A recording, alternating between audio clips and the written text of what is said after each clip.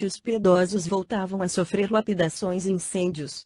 Os seguidores de Jesus, com mais rigor, eram apedrejados, presos, banidos ou exterminados sem compaixão. Taciano, que jamais se modificara espiritualmente, embora emudecesse quanto ao Evangelho, em homenagem à memória do pai, no íntimo considerava justo o novo movimento de repressão. Ignorando deliberadamente o que ocorria fora dos muros domésticos, apesar de o filósofo e a filha ocultarem o coração sangrando de dor, dividia a alma entre a filhinha e os dois amigos, considerando-se o mais feliz dos mortais.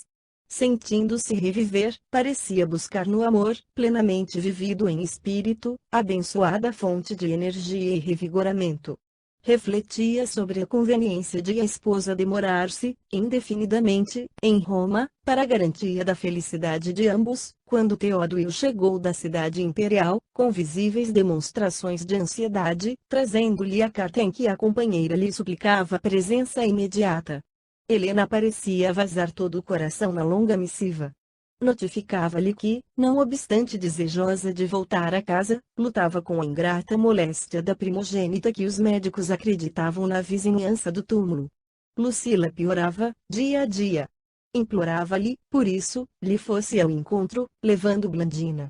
Descrevia, comovedoramente, os lances críticos de sua preocupação maternal. Desvelava-se, sozinha. Galba, o tio e noivo, permanecia na campanha, atendendo a interesses particulares, e Anacleta padecia inevitável esgotamento.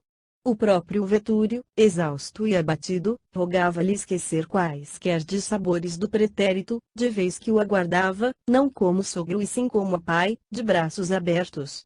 Taciano sentia-se excessivamente distanciado de Helena e Vetúrio para chorar por eles, entretanto, a perspectiva de perder a filha enferma doía-lhe ao coração. Lágrimas visitaram-lhe os olhos, enquanto meditava naquela primeira flor dos seus ideais de paternidade. Que fizera ele, genitor responsável pela jovem prestes a morrer? Lucila crescera, absorvida pelos caprichos maternos. Efetivamente, nunca se dispusera ele a devotar-lhe maior atenção. Não seria razoável compensá-la, agora, com algum carinho? Todavia, repugnava-lhe a expectativa de qualquer reencontro com o sogro e a volta de Helena não lhe infundia o mínimo prazer. Debalde, Teódulo lhe aguardou a palavra. Depois de prolongada espera, observou, desapontado: trago notícias pouco lisonjeiras da jovem Lucila. Já sei, interrompeu Taciano, secamente. O agente de Opílio rodou sobre os calcanhares e afastou-se, enquanto o interlocutor demandava o seu gabinete particular, aí meditando largos minutos, sem encontrar uma solução para o enigma que o atormentava. Ao crepúsculo, em companhia da filhinha, buscou a casa do afinador para mais detido exame do assunto. A carta foi lida carinhosamente. Lívia empalideceu, mas procurou dominar-se contra qualquer emotividade menos construtiva. A mensagem de Roma conturbara-lhe a alma. Aquelas palavras da senhora distante lhe impunham a dolorosa convicção de que a afetividade de Taciano não lhe poderia pertencer. Inopinada amargura, qual se fora avisada de infortúnio próximo, lhe tomou o mundo íntimo. Quis chorar convulsivamente, contudo, a serenidade paterna e a segura polidez do homem amado lhe impunham equilíbrio. Taciano comentava, por alto, as dificuldades que experimentava para reaproximar-se do sogro. Além disso, desde a mocidade não revia a metrópole e gostaria de lá não voltar. Não seria mais aconselhável desatender ao chamado? Que adiantaria a presença dele, junto da filha enferma, se Opílio, fartamente endinheirado, poderia rodeá-la de médicos, enfermeiros e servidores? Blandina escutava a exposição, sob evidente contrariedade, agarrada ao colo da preceptora entristecida. O ancião, porém, assinalava-lhe a palavra, com paternal ternura. Percebendo-lhe a incerteza e instado a pronunciar-se, aconselhou: calmo, mas filho, existem obrigações centrais no campo dos deveres comuns de nossa vida. Aquelas que se referem à paternidade são de aspecto essencial e inadiável. Não hesites. Se o velho sogro te ofendeu os brios de homem, desculpa e esquece. Aos mais moços cabe entender os mais velhos e ampará-los. Desejo ardentemente que o céu nos favoreça com a cura de tua filhinha, mas se a morte a recolhe, sem o apoio de teu carinho pessoal e direto, não te julgues livre da sombra do remorso que te acompanhará por verdugo sutil. O patrício não respondeu, mergulhado nas reflexões que lhe possuíam a alma indecisa. Lívia, contudo, tentou fortalecer-lhe a desistência da viagem, opinando: mas, papai, imaginemos que Tassiano está inspirado por forças de ordem superior, suponhamos que, efetivamente, não deva ir. Não será mais justo confiá-lo à própria intuição? Se ele fosse surpreendido por algum desastre em viagem, se adquirisse a peste sem necessidade. O velho abanou a cabeça e ponderou: filha, em matéria de bem-fazer, penso que nos compete seguir até ao fim. Ainda que o mal nos estressale, ainda que a ignorância nos atraiçoe, admito que o dever nos reclama o esforço pessoal nas mínimas fases de nossa vida. Tassiano tem uma filha doente que a própria mãezinha nos afirma avizinhar-se da morte. Ambas lhe suplicam assistência. Que direito lhe assiste para esquivar-se? Dentro da experiência que os anos lhe haviam conferido ao coração, Basílio aduziu, depois de breve pausa: se fosses tu a esposa atormentada pela aflição, desculpar-lhe-ias a ausência? A moça desistiu de argumentar, mas Blandina, imprimindo bom humor à cena íntima, interferiu, perguntando: papai, por que não levar vovô Basílio e Lívia conosco? Não poderíamos viajar os quatro, juntos? O ancião afagou-lhe os cabelos aveludados e escuros e observou, alegre: não, Blandina. Uma viagem longa não pode ser o acontecimento para todos. Ficaremos à espera. Quando voltares, teremos novas músicas. É possível regresses trazendo uma harpa nova. Naturalmente, a mãezinha verá o teu progresso artístico e compensar-te-á o esforço com moderno instrumento. Quem sabe? A menina sorriu, orgulhosa. Doces melodias rendilharam os sonhos daquelas quatro almas afins, que jamais se separariam, obedecendo à vontade própria. Tassiano pediu a Lívia que cantasse o hino às estrelas que lhes havia ensejado o primeiro encontro e a moça atendeu-lhe ao desejo, repetindo a canção, com emotividade e beleza. Pairava no ar uma sensação de encantamento, a misturar-se, porém, de infinita amargura. Com exceção de Blandina, cujo riso fácil lhe denunciava a despreocupação infantil, os demais pareciam interessados em afivelar ao rosto a máscara de uma tranquilidade em absoluto desacordo com os aflitivos presságios que lhes invadiam os corações. O genro de Vetúrio nunca se mostrara tão sensível ao despedir-se. Prometeu a Lívia o retorno, rápido. Não se demoraria. Já que a jornada se impunha, inadiável, partiria, no dia seguinte, com o propósito de satisfazer apenas as obrigações estritamente necessárias. Que ela não temesse. Pretendia estudar com a esposa uma separação honrosa. Ainda que não pudessem desfrutar, o via ele, da aventura nupcial, desejava consagrar-se ao bem-estar dela e de Basílio, a quem estimava como pai. Um sítio aprazível nas vizinhanças era o ideal do momento. Estava convencido de que Helena, tão logo se realizasse o consórcio de Lucila, caso a doente conseguisse recuperar-se, preferiria o mundo romano, em companhia de Teódulo, de vez que ele, Tassiano, achava-se decidido a modificar a própria situação em família. Restituiria, então, a propriedade ao sogro e transferir-se-ia com Blandina para algum recanto em que pudessem viver todos juntos. Sentia-se moço, robusto. Podia trabalhar com mais intensidade.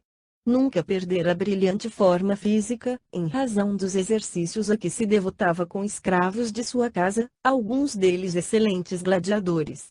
Por que recear o futuro, quando tudo lhe favorecia os desejos? Enquanto Lívia lhe assinalava os planos, desalentada, Blandina seguia a conversação, de olhos fulgurantes, acreditando que nenhuma força conseguiria contrariar as afirmações paternas. Abraços e votos afetuosos foram trocados. Contudo, quando Lívia notou que o vulto de Tassiano, enlaçado à filhinha, se perdia nas sombras do arvoredo próximo, deixou que lágrimas quentes e abundantes lhe inundassem os olhos. Incoercível angústia lhe asfixiava o coração, como se estivesse condenada a distanciar-se deles para sempre, de modo a não vê-los, nunca mais. Dias passaram, entre saudades e esperanças, na florida casinha de Leão, quando, com imensa surpresa para a Vila Vetúrio, Helena chegou, em companhia da filha e do irmão, fazendo-se ainda acompanhar por Anacleta e por reduzido séquito de servidores. Lucila estava em plena convalescença. Galba, o noivo amadurecido, rodeava-a de atenções. No lar de Basílio, o inesperado acontecimento foi acolhido com grande estranheza. A senhora atingira a cidade, na comitiva de Otávio Ignácio Valeriano e de sua esposa Clínia Augusta, que se demorariam nas Gálias, em missão oficial. Valeriano era um soldado valente e astucioso, que se havia distinguido na Mésia, onde perdera 4 dedos, em combate com os godos. Vinha, na condição de legado especial, com o fim de inspecionar a cidade e libertá-la de elementos subversivos. O governo de Treboniano Galo espalhara enviados dessa natureza em muitas direções. As localidades mais importantes das Gálias suportavam-lhes a presença. Chegavam, cercados pela bajulice dos maiorais que lhes prodigalizavam dádivas particulares em troca de favores políticos, começando por festas espetaculares e acabando por deploráveis extorsões. Empreendiam longos inquéritos, a pretexto de joeirar o império contra infiltrações revolucionárias, conservando, porém, o objetivo oculto de perseguir cristãos e despojá-los de suas pequenas ou grandes economias. Os filhos do Evangelho eram, então, duramente provados na fé.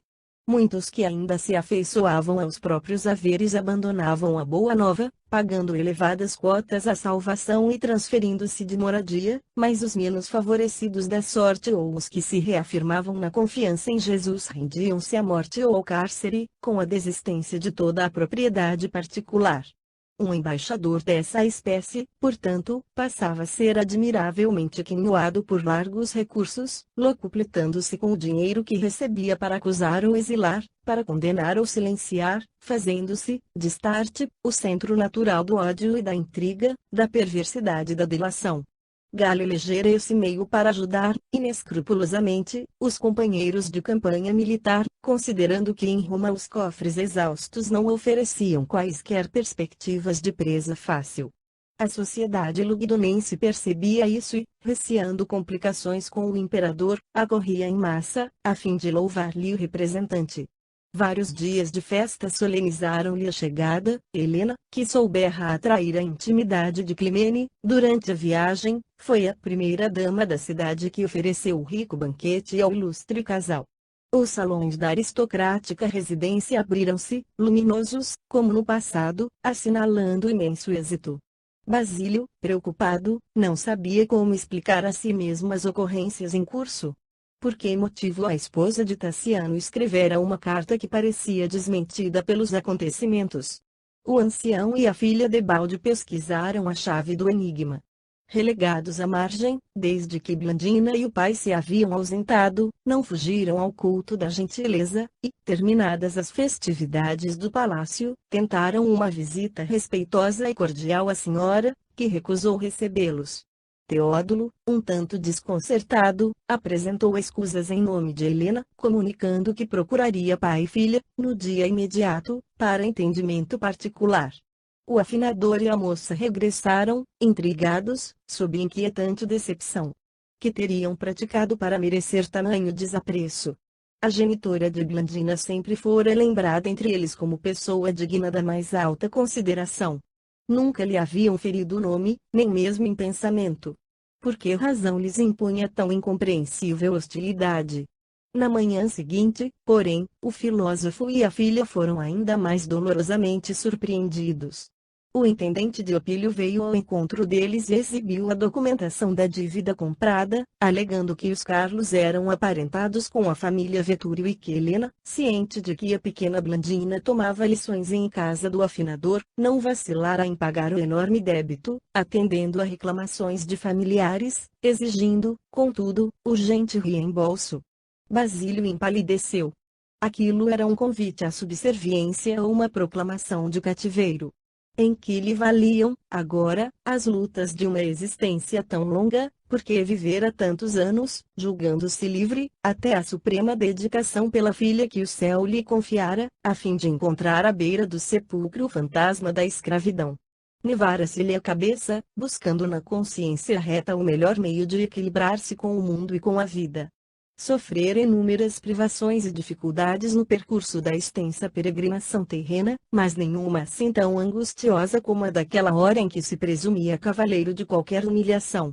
Compreendeu tudo. A senhora devia odiar-lhes a presença.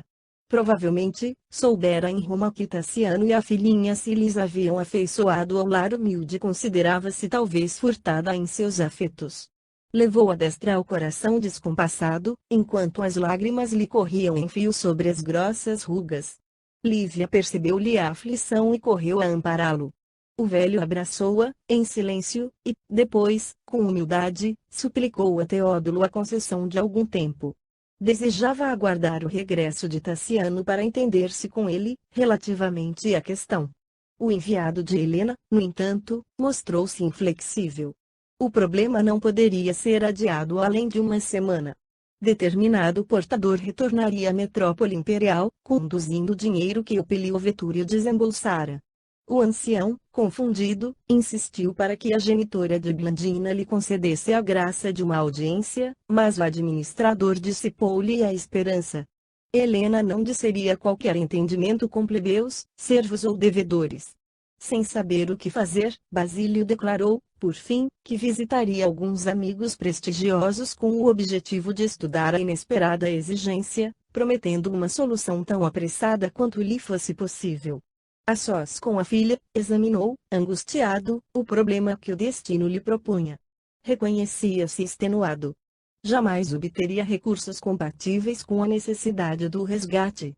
Por mais buscasse a moça consolá-lo com observações de carinho e encorajamento, não conseguia subtrair-se ao abatimento que o dominava.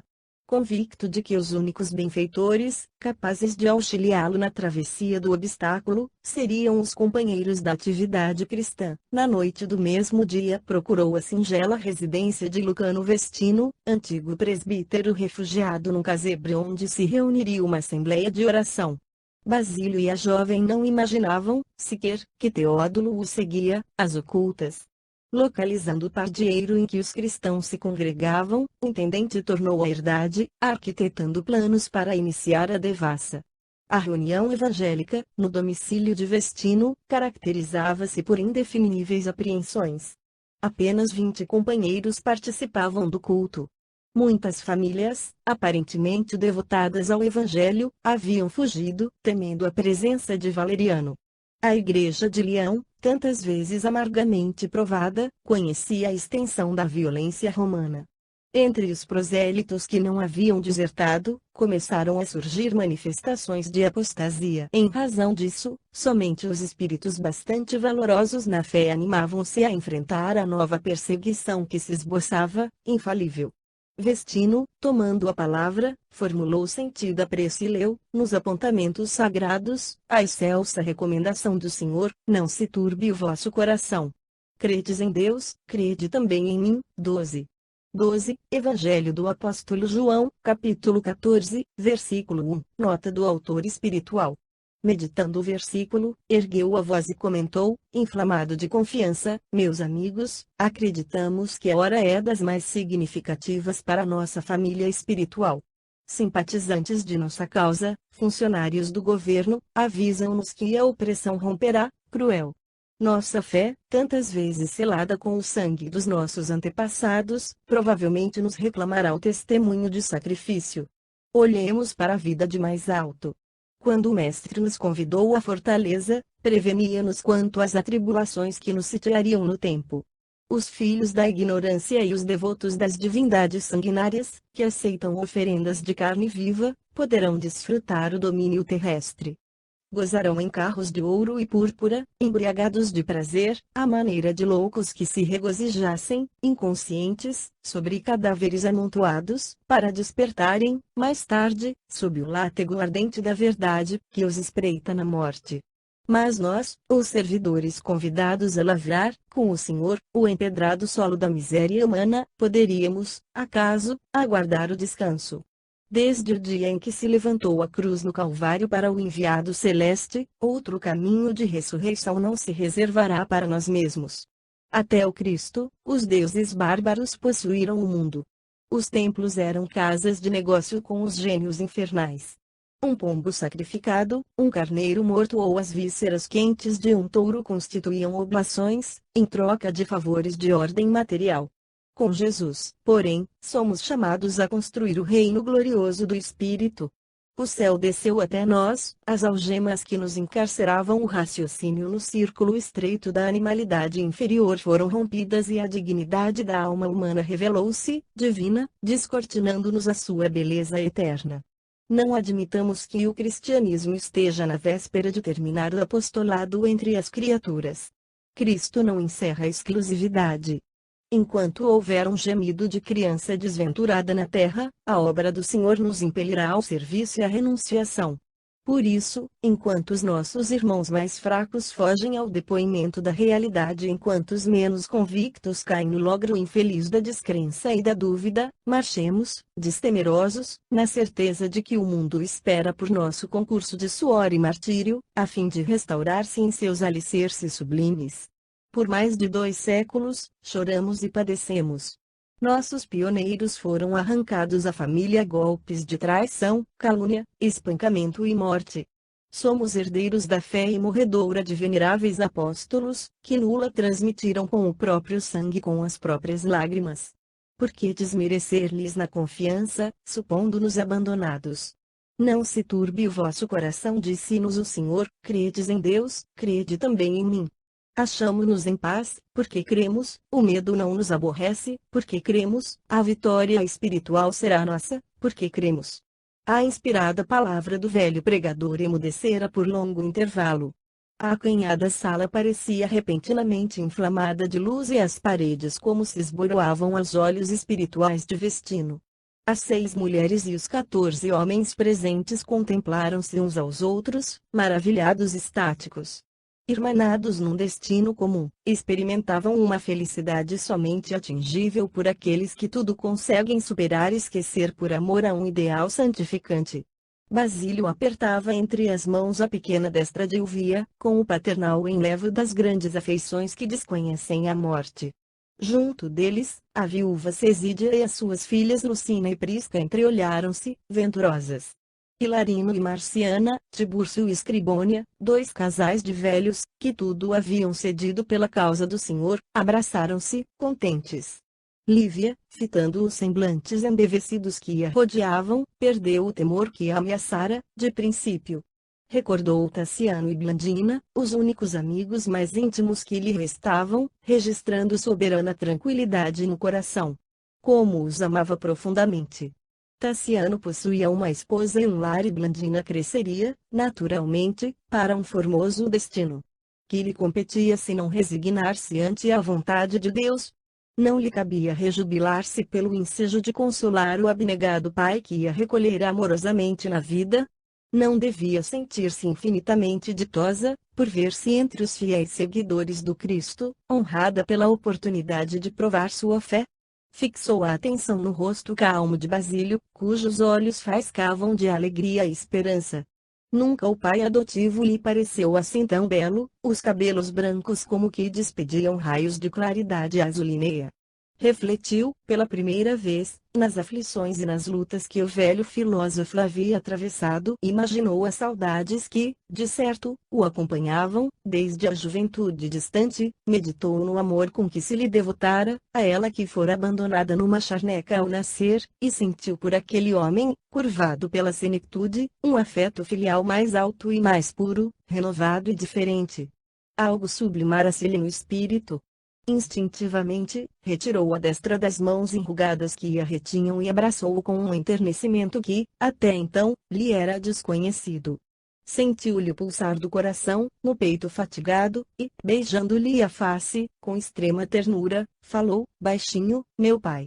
Tocado de júbilo misterioso, Basílio deixou cair algumas lágrimas e balbuciou, estás feliz, minha filha, muito feliz. Ele osculou-lhe os cabelos ondeados escuros, que dourada rede envolvia, e afirmou, ciciante, não se turbe o nosso coração, os que se amam, em Cristo, moram acima da separação e da morte. Nesse instante, porém, Vestino ergueu a fisionomia serena, inundada por traços de uma aventura ignorada na terra, e continuou a falar: nosso recinto permanece gloriosamente visitado pelos mártires que nos antecederam. E, com a voz quase embargada pelo pranto, nascido da alegria em que se lhe desabotoava o coração, prosseguiu: ofuscam-me o olhar com a bendita luz de que se vestem. À frente, entrou Ireneu, o nosso pastor inesquecível, trazendo nas mãos um rolo resplendente. Depois dele, outros amigos espirituais, glorificados no reino, penetraram nossa porta, com sorrisos de amor. Vejo-os a todos. Conheço-os, de minha primeira mocidade. São velhos companheiros nossos, trucidados ao tempo dos imperadores Séptimo Severo e Caracalla, 13, aqui se encontram Ferréulo e Ferrúcio, com radiantes auréolas, a começarem da boca, lembrando o suplício da língua que lhes foi violentamente arrancada. 13. Refere-se a palavra de Vestino a vários mártires cristãos, da França, alguns dos quais estão inscritos na História dos Santos, nota do autor espiritual. Andiolo, o valoroso subdiácono, traz sobre a fronte um diadema formado de 4 estrelas, recordando a flagelação da cabeça, partida em 4 partes pelos soldados. Félix, a quem subtraíram o coração vivo do peito, traz no tórax um astro irradiante. Valentiniana e Dinócrata, as virgens que suportaram pavorosos insultos dos legionários, envergam peplos alvinitentes. Lourenço, Aurélio e Sofrônio, 3 rapazes com os quais brinquei em minha infância e que foram varados por espadas de pau, são portadores de palmas liriais. Outros chegam e nos saúdam, vitoriosos. Ireneu aproxima-se de mim e destaca um dos fragmentos do rolo de luz. Recomenda-me a leitura em voz alta. Vestino faz breve pausa e exclama, admirado: é a segunda epístola do apóstolo Paulo aos Coríntios. Com voz entrecortada pela emoção, passou a ler: em tudo, 14, somos atribulados, mas não angustiados, perplexos, mas não desanimados, perseguidos, mas não desamparados, abatidos, mas não destruídos, trazendo sempre e por toda a parte a mortificação do Senhor Jesus em nosso corpo, para que a sua gloriosa vida se manifeste igualmente em nós. Em seguida, a curto intervalo, anunciou: comunica-nos, amado orientador, que a nossa hora de testemunho está próxima. Pede-nos calma, coragem, fidelidade e amor. Nenhum de nós será lançado ao abandono. Alguns terão a morte adiada, mas todos conheceremos o cálice do sacrifício. Após ligeira pausa, notificou que os visitantes cantavam um hino de graças, em louvor ao Mestre Amantíssimo. 14, segunda Epístola aos Coríntios, capítulo 4, versículos 8 a 10, nota do autor espiritual. O pregador permaneceu em longo silêncio, como se pusesse a escutar a melodia inacessível à percepção dos companheiros. Torrentes de lágrimas corriam-lhe pela face envelhecida. Antes de encerrar a reunião memorável, Lucano convidou: meus irmãos, somos pequeno rebanho confiante no céu. Muitos de nossos confrades que a fortuna protege retiraram-se da cidade sob o pagamento de valiosas contribuições ao enviado de César. Acredito que raros daqueles que vivem na abastança estarão habilitados à vitória sobre a tormenta próxima. Achamo-nos divididos em grupos de fé, nos bairros pobres, à espera da bondade divina. Não possuímos recursos que nos inspirem qualquer convite à preocupação. O Senhor livrou-nos dos inquietantes compromissos com o ouro da terra. Por que não nos reunirmos diariamente à noite, por algum tempo, em nosso santuário de confiança? Este casebre pode ser o nosso reduto de oração. A oração é a única arma que podemos manejar no trato com os nossos perseguidores. Júbilo geral aplaudiu-lhe a ideia e prece comovedora marcou o término da reunião. Entendimentos fraternos foram levados a efeito. Os amigos concordaram entre si. Regressariam cada noite para o serviço da fé. Enquanto algumas frutas eram servidas com tigelas de vinho fraco, cada qual relacionava essa ou aquela experiência individual. Chegada a vez de Basílio, o velho comentou o problema com que se defrontava. Era liberto sob pesado compromisso e devia resgatar, sem detença, a dívida que o afligia. Entreolharam-se os irmãos, penalizados. Ninguém ali possuía o dinheiro suficiente para ajudá-lo. Consultado, Lucano informou que a caixa de socorro achava-se exausta. As derradeiras disponibilidades haviam desaparecido na véspera com o amparo inadiável a 3 viúvas necessitadas de assistência. Vestino, porém, convidou o filósofo e a filha a se demorarem com ele pelo tempo que desejassem. Na casinha singela cabia muita gente. O velho, com assentimento da jovem, aqueceu. Não confiava em Teódulo e receava algum assalto à dignidade do lar. Junto dos amigos, ainda que sofressem, teriam a vantagem da dor repartida. Lívia não se veria só. As companheiras do grupo fortalecer-lhe-iam o coração. Prometeram voltar, no dia imediato, e, mais confortados, passaram a noite edificados na fé. Na manhã seguinte, Basílio procurou Teódulo, a fim de penhorar o próprio domicílio. Refletiu bastante e concluiu que essa seria a medida mais acertada. Se permanecessem retendo a casa, provavelmente seriam vitimados pela violência, de vez que não dispunham de recursos para o resgate, ao passo que, confiando a moradia ao administrador, talvez lhe sossegasse a exigência. Considerando, ainda, a hipótese de serem detidos, em razão do culto a que se devotavam, o lar humilde nada perderia em sua afeição mais íntima, porque, em regressando da capital do império, Tassiano teria conhecimento da situação e, de certo, conservar-lhe os manuscritos que lhe constituíam a única riqueza. O intendente, impassível, ouviu o afinador que lhe falou com humildade. Pretendia ausentar-se por alguns dias e rogava permissão para deixar, intacta, a residência, como garantia parcial da importância por ele devida ao Pílio Vetúrio. Não olvidaria o compromisso. Diante da inopinada solicitação, Teódulo, intrigado, pediu ao filósofo alguns momentos de espera. Não poderia responder sem uma consulta à senhora. A simplicidade do ancião desarmava-o. Seria justo desconfiar dele, pensava o astucioso capataz, mas para onde seguiria Basílio, sem prestígio e sem dinheiro, a não ser para o miserável tugúrio de Lucano Vestino? A petição era formulada sem qualquer intenção oculta, porque o velho não poderia ignorar que ele, Teódulo, possuía elementos para segui-lo à socapa, de modo a descobrir-lhe o paradeiro novo. Com semelhantes reflexões, procurou Helena, que lhe escutou a notícia, encantada. Não parecia guardar as mesmas apreensões. Mostrava-se, aliás, satisfeita e tranquila. Ante a perplexidade do amigo, observou, contente e maliciosa: tudo corre, segundo a encomenda. Não te aborreças. O assunto da dívida é o fator de aflição de que necessitávamos para deslocar os intrusos. Se pudermos apanhá-los, como aves desprevenidas, na ilegalidade, tanto melhor. Presos executados como cristãos, desaparecem do caminho de Tassiano e de Blandina, sem qualquer preocupação de vulto para nós. Meu esposo odeia os nazarenos. Informado de que os amigos se retiraram, constrangidos pelo expurgo, ainda que sofra, saberá reprimir-se. Teódulo sorridente indagou, admirado: e a casa, recebê-la-emos? Então, sem dúvida, respondeu a senhora, resolutamente, é o próprio Basílio quem o-la oferece. Será razão sólida para conquistarmos a simpatia de Tassiano para os nossos esclarecimentos.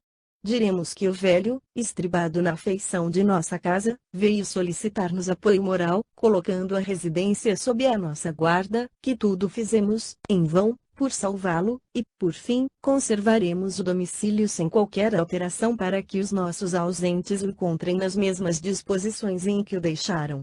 Isso constituirá nossa demonstração de sinceridade, impondo a Tassiano a justa resignação ante os fatos consumados. Magnífico, comentou o administrador, sob a impressão de haver encontrado feliz solução para o delicado problema. Bem-humorado, voltou a Basílio e notificou que a decisão fora bem recebida, que a senhora concordava com o alvitre e que a residência seria atenciosamente tratada até a sua volta. O liberto de Carpo sorriu, aliviado. A aprovação significava liberdade. Poderia, agora, demandar a casa de Lucano, junto da filha, sem sobressalto ou constrangimento. O filósofo e Lívias afamaram-se para colocar em ordem velhos arquivos e objetos de arte, partindo no mesmo dia, ao crepúsculo. Abraçados um ao outro, comentavam a beleza do céu, no qual corriam nuvens solitárias, tingidas pelo poente afogueado, e referiram-se ao perfume ativo de algumas flores, para não se concentrarem no sofrimento moral da despedida. Enternecidos, fitaram a paisagem, cada qual enovelando no próprio íntimo as reminiscências mais doces do coração. Com o propósito de não se atormentarem mutuamente, com palavras de queixa, fingiam distração e serenidade, à frente da natureza, ignorando que Teódulo lhes espreitava os passos, infatigavelmente. Informada quanto ao local em que o afinador se refugiara, Helena, no dia seguinte, solicitou uma audiência a Ignácio Valeriano, alegando a necessidade urgente de entender-se com o enviado de Augusto. O alto dignitário recebeu-a sem reservas. A sós com o legado, expôs a questão sem preâmbulos. As famílias mais altamente colocadas na cidade, disse, com inflexão de orgulho ferido na voz, lutavam com insuperáveis obstáculos na sustentação da ordem doméstica. O cristianismo, pregando impraticável fraternidade, perturbava as melhores cabeças, pervertendo escravos e servidores. Generalizara-se a indisciplina. Fomentava-se a discórdia. Homens válidos e mulheres fortes fugiam ao trabalho, depois do contato mental com os ensinos do profeta crucificado que, no fundo, se fizera temível adversário do império. As tradições eram desrespeitadas e o lar romano desarvorava-se nos mais legítimos fundamentos. O legado ouviu, atencioso, e, com reverência, indagou, mas, poderíamos, acaso, receber sugestões para a obra corretiva? A devassa realiza-se, metódica, desde minha chegada. Já conseguimos advertir a muitos prosélitos de importância, que se prontificaram a retirar-se. E, dando ideia da extorsão efetuada, acentuou, tenho tido a máxima paciência, compreendendo que um homem representativo não pode esquecer, sem dano, a responsabilidade de que se investe. Assim considerando, determinei que todos os simpatizantes da causa detestada fossem ouvidos. Tive o prazer de registrar-lhes a reafirmação de fidelidade aos deuses e a César e, de quase todos, recebi generosas ofertas, destinadas ao nosso magnânimo imperador. A medida surtiu favoráveis resultados, coroando-nos um inquérito de pleno triunfo. Agora, admito seja possível joirar as classes mais baixas de nossa estrutura social. A justiça não se fará tardia. Estamos ansiosos, asseverou Helena, satisfeita. Nunca presenciamos tantas manifestações de revolta, jamais assistimos a tamanhos espetáculos de rebeldia e degradação. Há quem saiba da existência de variados núcleos de conspiradores contra a legalidade, nos bairros pobres. Nosso administrador, por exemplo, conhece um dos pontos em que pessoas desprezíveis articulam os golpes que nos ameaçam. Nossa própria casa tem um escravo fujão, com a filha, nesse couto de morcegos humanos. Tramam, nas sombras, contra a vida dos patrícios e contra os senhores de terras. Não será de espantar uma rebelião de sangue e morte, a qualquer instante próximo. Antes que o interlocutor pudesse formular qualquer nova interrogação, acrescentou, de maneira significativa, tenho comigo a documentação probatória. Valeriano coçou a cabeça, intrigado, e ponderou, a denúncia é realmente grave, o administrador da Vila Vetúrio pode colaborar com as autoridades, perfeitamente. Começaremos o expurgo sem demora. Posso esperar o concurso dele, hoje à noite. Teódulo comparecerá, concordou a senhora, resoluta. Efetivamente, ao anoitecer, o intendente de Opílio visitou a caserna, sendo apresentado a Liberato Numício, chefe de corte, designado pela propretura, sob a inspiração de Valeriano, para iniciar o movimento punitivo. Viram-se de imediato, simpatizaram um com outro através dos sentimentos que lhes eram afins. Teódulo comunicou ao novo amigo que indicaria a casa de Vestino, sem comprometer-se. Alegou que a rebelião dos nazarenos se processava em diversos grupos de ação conjugada e, conhecendo outros centros da conspirata, poderia ser valioso colaborador na repressão, se permanecesse oculto no serviço de inteligência. Liberato concordou, loquaz, e depois de bebericarem, alegremente, tragando várias taças de vinho, puseram-se em atividade. Comandando pequena expedição de soldados e beleguins atrevidaços, Numício, sob a orientação do empregado de Vetúrio, cercou o casebre dos seguidores do Evangelho, quando o dono da casa proferia as últimas palavras da oração ensinada pelo Mestre: não nos deixes cair em tentação e livra-nos do mal, porque teu é o reino, o poder e a glória para sempre, assim seja. Lucano descerrou os olhos, e tão grande era a serenidade que nele se estampava, que mais parecia ter despertado de alguma visão celestial.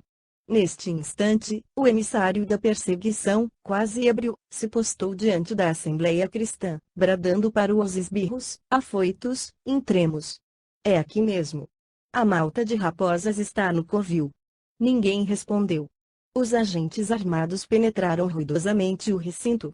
Sarcástico, Numício observou: já visitei agrupamentos como este. Nunca vi uma raça tão acovardada como a dos aprendizes do judeu crucificado.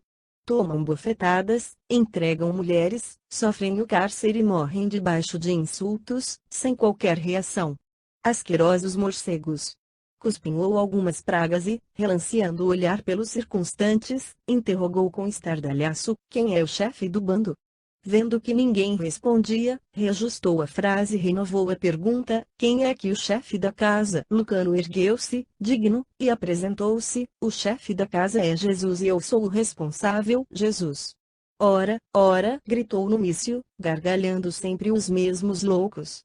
Parou o olhar irônico e investino e continuou: velho detestável, vejamos a tua noção de responsabilidade.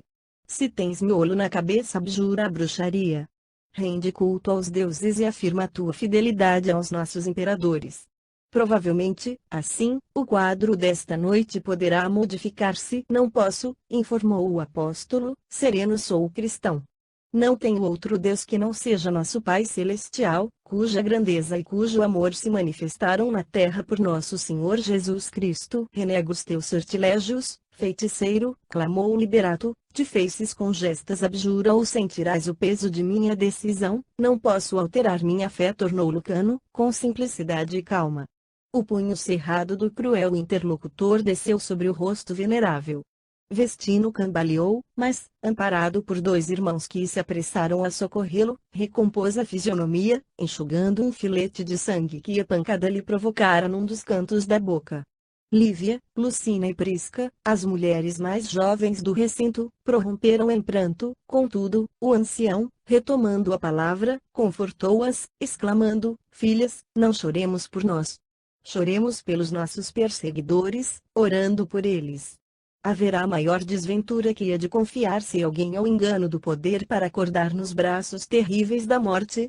Fitou o olhar compadecido no verdugo e esclareceu: o homem que nos espanca é Liberato Numício, chefe de uma corte romana. Já lhe vi as mãos, por 2 vezes, flagelando os tutelados do Evangelho. Pobre irmão nosso! Acredita ser senhor da vida, quando os prazeres criminosos lhe possuem o coração. Debalde procura debater-se contra os golpes da enfermidade e os achaques da velhice, que presentemente lhe rondam o corpo. Amanhã, precipitado ao vale fundo da meditação pelo desfavor político, talvez se incline para Jesus, procurando justiça e amparo moral. Os companheiros de Numício ouviam estupefatos. O agente de Valeriano em vão tentou reagir. Forças intangíveis imobilizavam-lhe a garganta. Lucano, de semblante iluminado pela fé, prosseguiu, em voz firme: é possível que os perseguidores nos imponham a morte. Talvez sejamos conduzidos, de imediato, aos mais aflitivos testemunhos. Fez breve pausa e continuou, voltando-se para os amigos: não temamos, porém, a visitação do martírio. Todos fomos chamados a seguir Nosso Senhor, de cruz pesada aos ombros doloridos, o calvário está erguido, o madeiro deslevantado, a flagelação continua. Ufanemo-nos da nossa condição de sireneus do eterno amigo. É uma honra morrer pelo bem no mundo em que o mal ainda reina vitorioso. Envergonhar-nos-íamos da felicidade, ao lado de tantos corações sepultados na miséria, na escravidão e no sofrimento. Tudo passa. Os imperadores que nos humilharam, ensoberbecidos com as pompas do triunfo, nunca refletiram nos pesadelos que os aguardavam no sepulcro. Hoje, nossos adversários nos reduzem a carne e a lodo sangrento, mas o Espírito do Senhor, renovando o mundo para a felicidade eterna, espalhar-nos as cinzas sobre o campo em que eles, desorientados e desditosos, se guerreiam inutilmente. Agora, são dominadores empinados ao trono da ilusão que os subjuga, todavia, depois, esmolarão a paz, carregando as úlceras da mendicância em plena casa de Deus. Infelizes, para eles, a luta na terra ainda significa o mergulho em lama dourada. Atropelam-se uns aos outros, disputando o túmulo em que os seus sonhos de grandeza se reduzem a punhados de pó. Matam-se mutuamente, na aquisição do ódio em que se anulam, despedaçam-se em concursos de sangue para incorporarem a ruína aos seus dias escuros. Choremos, assim, por eles. Deploremo-los, quanto tempo gastarão para conseguirem aquecer a própria alma, ao sol da fé.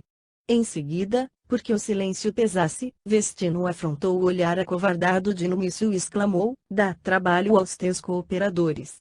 Se tens a missão de abrir-nos a porta da masmorra, não te detenhas. O espírito do evangelho brilha acima do cárcere. Vendo que Lucano lhe estendia, valoroso, as mãos engelhadas, Liberato avançou, pronunciando algumas palavras do cerimonial, em nome do Estado, e atou-lhe os pulsos. Os colaboradores seguiram-lhe os movimentos, algemando-os demais. Alguns membros da expedição oficiosa deitaram olhares lascivos às moças trêmulas, mas a presença de Vestino, cujas palavras lhes haviam lançado tantas verdades ao rosto, como que lhes impunha forçado respeito. O trajeto fez-se em silêncio. Os cristãos, à maneira de animais pacientes, não reagiram, sustentando-se em preces fervorosas, mas, quando penetraram o pátio da prisão, entreolharam-se, angustiados. Algo aconteceu correspondendo-lhes à expectativa. A voz seca de Numício determinou parada breve. Lívia, Lucina e Prisca foram rudemente separadas do grupo. Existia a antiga lei que vedava o sacrifício de virgens nos espetáculos e, sob esse pretexto, era costume apartar dos recém-detidos as mulheres mais moças, a fim de que a crueldade dos verdugos lhe subtraísse a pureza corpórea, antes de qualquer interrogatório mais rigoroso. O velho afinador abraçou Lívia, cujos olhos se mantinham velados de pranto que não chegava a cair, e falou emocionado: adeus, minha filha. Creio não mais nos veremos nesta vida mortal. Esperar-te-ei, porém, na eternidade. Se te demorares na terra, não te sintas à distância de meus passos. Permaneceremos juntos, em espírito. Somente a carne mora à sombra do túmulo. Se fores ultrajada, perdoa. O progresso do mundo é feito com o suor dos que padecem, e a justiça, entre os homens, é um santuário levantado pela dor dos vencidos. Não te consternes, nem te suponhas abandonada. Ergueu os olhos para o alto, como quem indicava no céu a última pátria que lhes restava, e concluiu: um dia, reunir-nos-emos, de novo, no lar sem lágrimas e sem morte. Sorriso amargo assomou-lhe ao rosto. A moça enlaçou-o, carinhosamente, e osculou-lhe a face pálida sem articular palavra alguma. Incoercível emoção constringia-lhe o peito. Liberato o gritou contra a demora, enquanto dois legionários insistiam com as jovens, que por fim se deixaram levar sem resistência. Ao se retirarem, caminhavam as três, aflitas e hesitantes, mas Cesídia, viúva e mãe, clamou para elas, em tom comovedor: filhas do meu coração, não nos rendamos ao mal. Procuremos, com valor, a vontade do Cristo. Deus nos assiste, e a verdade nos guia. Mais vale a morte com liberdade que a vida com escravidão. Avancemos resolutas, as feras do anfiteatro são nossas benfeitoras. Adeus. Adeus. Prisca e Lucina, com os rostos lavados em pranto sem desespero, demandaram a senda imunda que lhes era apontada, atirando beijos aos amigos que ficavam atrás. Os prisioneiros retomaram a marcha. Um pouco adiante, as matronas foram igualmente arrebatadas a celas diferentes, enquanto os 14 homens, amargurados mais firmes na fé, se viram conduzidos a extenso salão escuro e úmido. Algumas tochas passaram a brilhar. Um legionário de aspecto repelente aproximou-se do chefe e perguntou, em voz baixa, pelo cubículo onde as três jovens se achavam internadas. Numício gargalhou irônico e observou: irreverente, não te atrevas. Estamos certos de que todas são virgens e, assim, o legado tem direito à primeira escolha. Valeriano vê-las amanhã. Depois dele, então. E, despreocupado e desrespeitoso, acrescentou, jogaremos a sorte. Risinhos abafados estenderam-se entre os servidores da Justiça Imperial. Transcorridos alguns momentos, Ignácio Valeriano penetrou solenemente o recinto. O mensageiro de Galo propunha-se imprimir a maior importância ao trabalho iniciado. Comentava-se, por toda a parte, a probabilidade de uma rebelião das classes inferiores e temia-se uma rápida junção dos grupos insurrectos. Vivia, por isso, cercado de insidiosas reclamações. As casas abastadas pediam-lhe drásticos preventivos e os denunciados de Teódulo eram os primeiros detidos da grande rede de coação que pretendia desdobrar. Seguido por vários assessores, dirigiu-se aos presos humildes, em tom altivo e arrogante: plebeus, notificou áspero tenho praticado, com largueza, nesta cidade, a retidão e a tolerância, em obediência às tradições dos nossos antepassados, entretanto, queixam-se os patrícios probos e respeitáveis de que a vossa atitude, nos últimos tempos, constitui grave ameaça à tranquilidade dos cidadãos.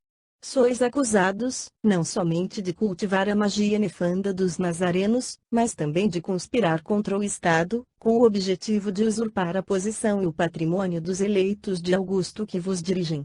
Não posso, pois, adiar a reprimenda exigida por nossa comunidade. O expurgo é indispensável. O mensageiro romano interrompeu-se, vagueou os olhos coruscantes pela assembleia humilhada e indagou: quem de vós cooperará conosco? Indicando os centros de indisciplina, nossa magnanimidade responderá com a libertação de todos os que colaborarem na empresa benemérita em que nos empenhamos. Os cristãos permaneceram emudecidos. Exasperado com o silêncio reinante, que tomou por desconsideração a sua autoridade, Valeriano dirigiu-se a Vestino e a Basílio, os mais velhos, e exclamou: em Roma, supomos encontrar nos anciães a palavra credenciada pela experiência, que nos compete ouvir em primeiro lugar. Concentrou a atenção em Vestino e perguntou a ele, diretamente: quem for mais do movimento subversivo em preparação? Lucano, todavia, respondeu sem vacilar: venerável embaixador de César, nós não somos delatores. O delegado imperial esboçou uma carranca de descontentamento e, fichando Basílio, inquiriu: e vós, que dizeis? O liberto encanecido sustentou-lhe o olhar penetrante e replicou, sereno: ilustre legado, estamos a serviço do Cristo, que nos recomenda a abstenção de qualquer julgamento leviano, para que não sejamos levianamente julgados. O Evangelho não abona a revolução. Que insolência! Gritou o ex-guerreiro da Mésia, ofendido. Estes velhos parecem zombar. Obrigados a responder com clareza, valem-se da ocasião para se jactarem de virtuosos, efetuando, ao mesmo tempo, a propaganda do agitador judeu. Enganam-se, porém. E, ordenando-as liberato a abertura de espaçoso compartimento anexo, recomendou, aos cavaletes. Com a passividade que lhes era característica, os seguidores do crucificado penetraram o lúgubre aposento. Vários instrumentos de martírio ali se enfileiravam. Obedecendo às ordens recebidas, auxiliares de Numício ataram ambos os velhinhos a 2 grandes cavalos de madeira, amarrando-lhes os membros com ásperas cordas de couro, capazes de lhes esticarem o corpo até a disjunção dos ossos. Afrontando a secura do ambiente, Vestino rogou aos companheiros com humildade: irmãos, não vos inquieteis por nós. A aflição e o desespero não constam do programa de trabalho que o Mestre nos traçou. Em nossa idade, a morte por Jesus ser-nos a honrosa mercê. Ademais, ele nos recomendou não temer os que matam o corpo, mas que não podem matar a alma. Auxiliai-nos com a prece. Os ouvidos do Senhor permanecem vigilantes em toda a parte. Ignácio, contudo, determinou silêncio. E, quando os 2 velhos foram ligados pelos braços, cabeça e pé sobre os grandes potros de flagelação, recomendou que os soldados se mantivessem apostos para a movimentação das polés, de modo a intensificar-se gradativamente o suplício, caso fosse necessário. Lucano e Basílio entreolharam-se, ansiosos. Compreendiam que o corpo extenuado não resistiria ao tremendo suplício. Indubitavelmente, era o fim. refugiavam-se na oração, deprecando o socorro divino, quando Valeriano bradou, estentórico: miseráveis, confessem agora, onde se acoitam os cristãos insubmissos. Cristianismo e insubmissão não se conhecem, redarguiu Vestino, com calma. Nada temos a dizer, ajuntou Basílio, resignado. Horda de corvos, trovejou Ignácio. Possesso por todas as divindades infernais, desenrolem a língua ou pagarão muito caro o atrevimento. Fez um sinal imperativo e as cordas retesaram-se. Os dois apóstolos atormentados sentiram que o tórax e a cabeça se desligavam, que os braços se separavam do tronco. Gemeram semi-esfixiados, mas não se lhes arrefeceu o bom ânimo. Confessem, confessem, repetia o alto dignitário romano, de espírito conturbado pela cólera. Mas, porque a revelação tardasse, indefinidamente, mandou que as cordas se esticassem, mais e mais. O peito dos supliciados arfava, dolorosamente. Ambos cravavam o olhar no teto, qual se buscassem, debalde, a contemplação do céu. Pastoso suor escorria-lhes do corpo a estalar-se. Em determinado momento, Basílio desferiu um grito inesquecível: Jesus! A imprecação escapara-se-lhe do imo da alma, num misto inexprimível de dor, amargura, aflição e fé. Os olhos do velho afinador arregalaram-se nas órbitas, enquanto Vestino apresentava análogos fenômenos de angústia. Rompida a base do crânio e rebentadas várias veias entre os ossos quebrados e a carne em dilaceração, o sangue, em golfadas sucessivas, lhes borbotou da boca entreaberta. A morte fora rápida. Estranha placidez estampou-se nas duas fisionomias dantes torturadas. Chocaram-se, então, na sala, a perplexidade dos ímpios e o mudo heroísmo dos filhos do Evangelho. O mais moço dos cristãos presentes, Lúcio Aurélio, de rosto imberbe, quase menino, avançou para os cavaletes empapados de sangue, enfrentando a estupefação dos algozes, orou em voz alta: Senhor, digna-te receber com amor os teus servos e nossos inolvidáveis amigos. Amparos na glória de teu reino. Foram eles nossa orientação na dificuldade, nossa coragem nos dias tristes, nossa luz no meio das sombras. Ó Mestre, permite possamos imitar-lhes o exemplo de virtude e coragem com o mesmo denodo na fé. Vestino. Basílio, admiráveis benfeitores, de onde estiverdes, não nos abandoneis. Ensinai-nos, ainda, que só pelo sacrifício conseguiremos construir com Jesus um mundo melhor. Calou-se Aurélio.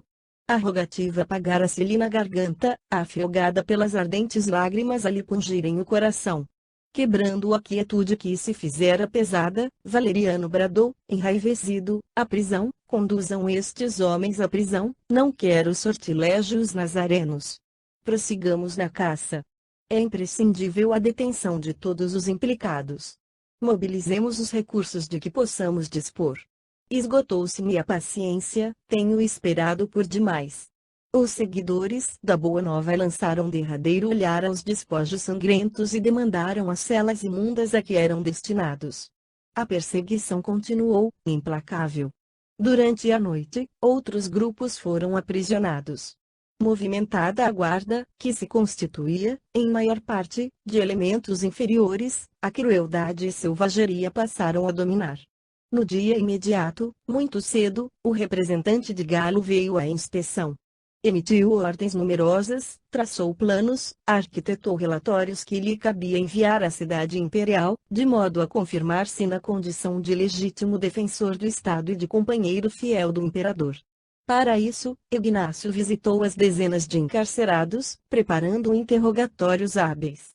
Por última atividade da manhã, desceu, a pedido de Liberato, até a câmara em que as moças se comprimiam.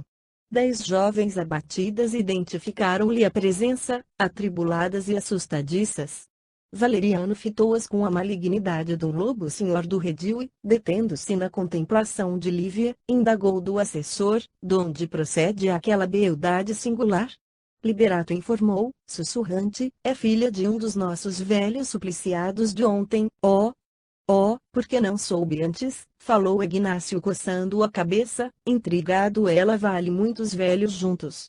Concentrou a atenção na moça, que se viu incomodada por semelhante privilégio, e determinou fosse ela transferida para uma cela mais confortável, não longe do seu gabinete particular de audiências. Decorridas algumas horas, a filha adotiva do afinador, inquieta e desalentada, viu-se em extensa câmara, agradavelmente mobilada, onde o representante de Galo veio, à noite, vê-la de perto. Lívia recebeu-lhe a visita, em sobressalto. Bela gaulesa, começou ele, estranhamente afetivo, sabes que um dignitário imperial dispensa solicitações.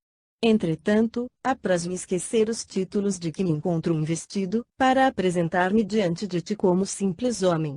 A moça ergueu para ele os olhos súplices, que as lágrimas velavam, prestes a cair. Valeriano assinalou um sentimento novo no próprio íntimo. Notou que inesperada compaixão lhes batia máscula crueldade. Surpreendido, recorria, em vão, à memória, para recordar onde teria conhecido aquela